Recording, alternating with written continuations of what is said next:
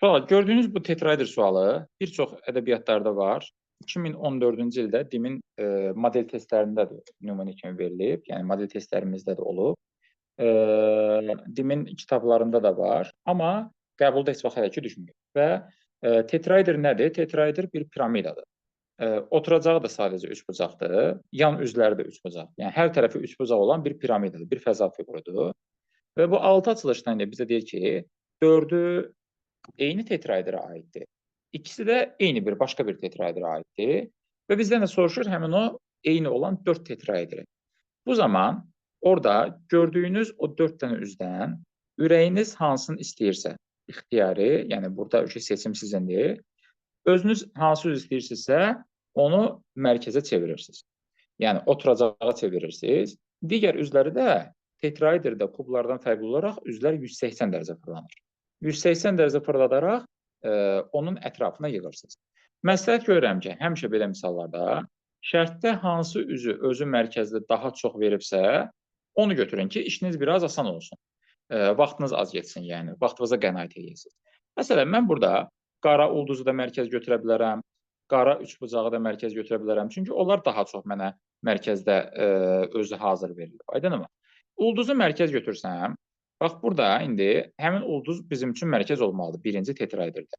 Sol tərəfinə ağ üçbucaq birləşib. Bəs yaxşı, indi bunun sağ tərəfini fırladaraq nə gəlib birləşəcək? Təbii ki, bu qara üçbucaq.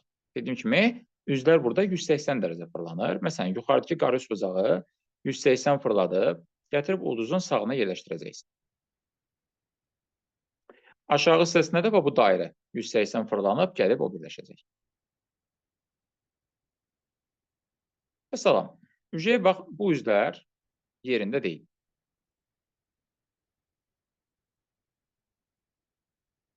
%80 fırlatdım, gətirdim onu birinin ulduzun sağına, birinin ulduzun altına.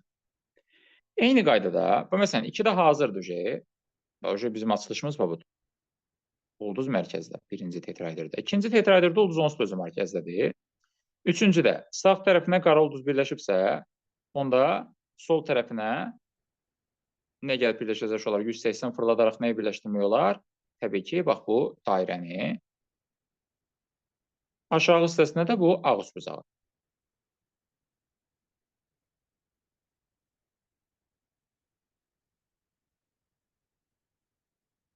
Bu da getdi.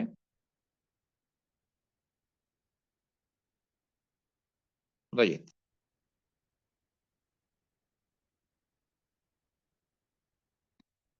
Sonra dördüncüdə sağında dairə varsa, sol tərəfində birləşəcək olar ağ üçbucaq 180 fırlanıb, alt hissəsinə də qara üçbucağı birləşdirəcək.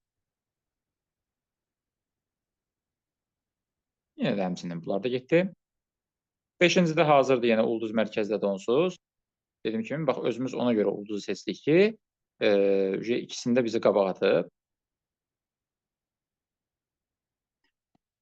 Və bir də altıncıda sağ tərəfi yenə dairə gəlib birləşəcək, 180 fırlanıb, aşağı hissədə ağ üçbucaq.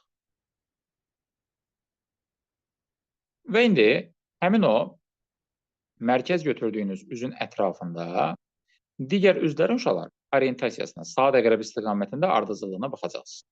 Eyni tetraedrlərdə o yan üzlərin ardıcıllığı təbii ki, eyni gələcək. Məsələn, ulduzun ətrafında birincidə dairə, ağ üçbucaq, qara üçbucaq gəlir saat əqrəb istiqamətində. Amma ikincidə dairə, qara üçbucaq, ağ üçbucaq gəlir. Üçüncüdə dairə, qara üçbucaq, ağ üçbucaq.